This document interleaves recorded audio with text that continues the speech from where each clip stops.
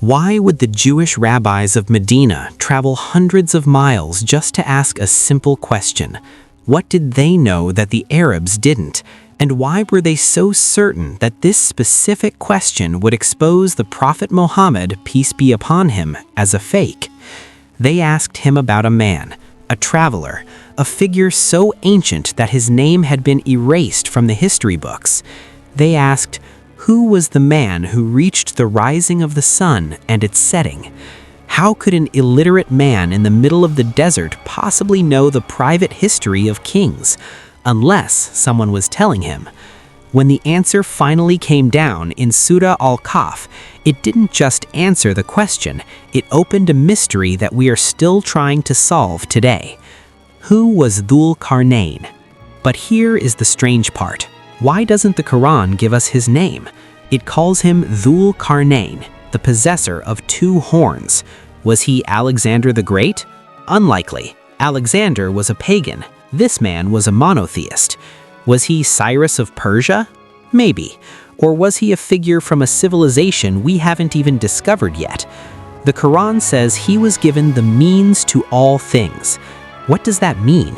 Did he have advanced maps, lost technology, a power that allowed him to march his armies to the murky waters of the absolute west and the scorched lands of the absolute east?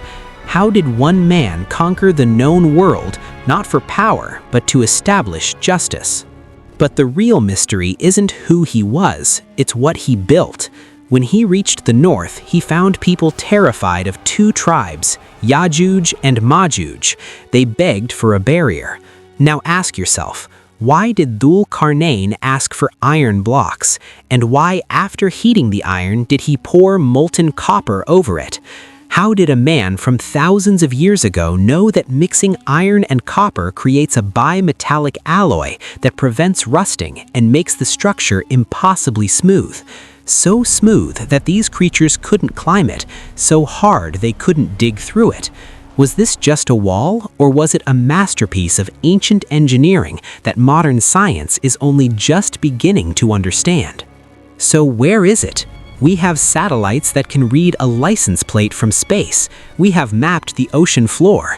So how can a massive iron wall holding back millions of creatures simply vanish? Is it buried under the polar ice caps? Is it hidden beneath the Earth's crust? Or is it covered by a veil, a dimension we simply cannot see yet? Dhul-Qarnayn said, "When the promise of my Lord comes, he will level it to dust."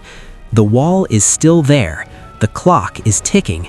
The only question is, what happens to us when it breaks?